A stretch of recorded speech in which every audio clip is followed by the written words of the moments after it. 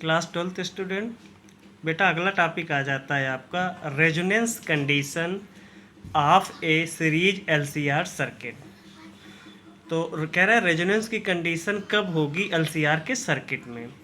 तो एक छोटी सी डिफिनीशन लिख दी इसने और बहुत चीज़ें इसमें कंसीडर हो जाएंगी, बड़े आराम से कंसीडर होंगी। A series LCR circuit is said to be in resonance condition when the current through it has it maximum value. कह रहा है कि जो करंट का जो आपने डेरिवेशन अपना निकलता है I not equal to E upon root R square plus omega minus 1 upon omega C या फिर एक्सएल माइनस एक्सी का होल स्क्वायर, ये जो वैल्यू है ये मैक्सिमम हो जाए उस सर्किट में, तो वो कंडीशन जहाँ मैक्सिमम होगी वही कंडीशन आपकी क्या कहलाएगी, रेजोनेंस की कंडीशन कहलाएगी।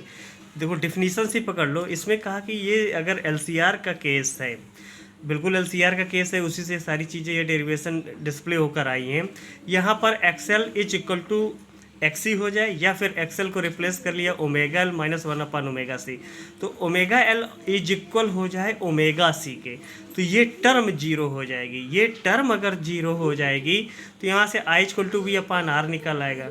तो जब ये टर्म अगर इस टर्म के साथ इसमें से कुछ भी ऐड होगा, कुछ अगर ये सब्ट्रैक्ट होगी ये ऐड होगा, तो इसके साथ जो भी वैल्यू ऐड होगी वो इंक्रीज कर जाएगी, डाटा इंक्रीज करेगा तो ये वैल्यू डिक्रीज कर जाएगी। लेकिन हमें चाहिए रेजोनेंस की कंडीशन, तो रेजोनेंस की कंडीशन में इस वैल्यू को ये इसके इक्वल हो जाए तो टर्म में ये टर्म, तो पूरे इस इक्वेशन के टर्म में ये जीरो हो जाएगा और यहाँ पर करंट की वैल्यू जो है इंक्रीज कर जाएगी। जैसे इंक्रीज करेगी तो वही कंडीशन आपकी कहलाएगी रेजोनेंस की condition. The value of I naught is maximum, I naught is maximum when omega L equal to omega C. तो ये इसके जीरो हो जाए, जीरो के बाद इक्वल किया।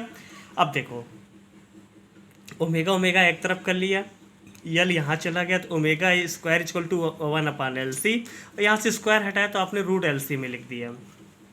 देन इम्पीडेंस, अब देखो इस टर्म को पीछे हम लोगों ने डेरिवेशन में कर रखा है कि इस टर्म को हम इम्पीडेंस भी बोलते हैं। तो Z equal to root R square plus omega L minus 1 upon omega C का होल स्क्वायर। अब यहाँ पर किसी एक को इसके इक्वल कर देते तो ये टर्म खत्म हो जाती है और वैल्यू आ जाती है Z equal to root R square या फिर जेड इक्वल टू आर, बाहर रूट निकल आएगा। तो इम्पीडेंस जो है इक्वल टू रेजिस्टेंस के हो जाता है। इट मीन्स आप प्योर रेजिस्टिव सर्किट की बात कर रहे हैं। अब जो ये कंडीशन निकाल रहा है वो कंडीशन हमको बता रही प्योर रेजिस्टिव केस के लिए।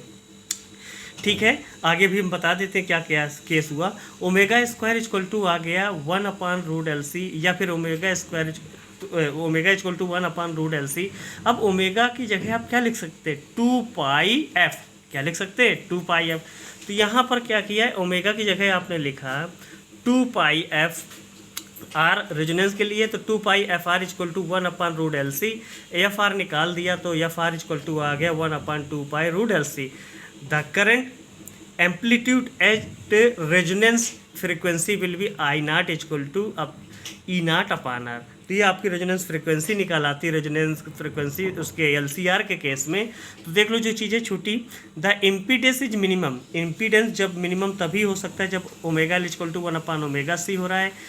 The circuit is purely resistive, okay. The current and voltage are in same phase. हाँ, जब प्योर रेजिस्टिव का केस हो जाएगा तो करंट और वोल्टेज दोनों एक फेज में हो जाएगा। बहुत अच्छी चीज़ें लर्न आ रही होंगी।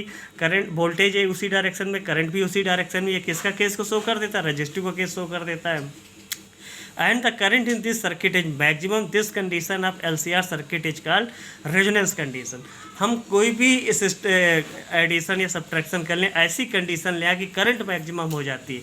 तो इस केस में करंट तभी मैक्सिमम हो सकती है जब omega equal to 1 upon omega C हो जाए। ये दोनों किसी एक के इक्वल हो जाते हैं तो करंट वहाँ पर वैल्यू मैक्सिमम हो जाती है। The frequency eight which the current amplitude I not attains a peak value is called natural or resonance frequency of the LCR circuit and it is denoted by FR। तो omega की जगह आपने 2 pi F are denote किया, ये कहानी आ गई, ये कहानी आ गई। तो यही था बेटा रेजोनेंस कंडीशन आप सीरीज LCR सर्किट। कोई कन्फ्यूजन हो तुरंत पूछिए।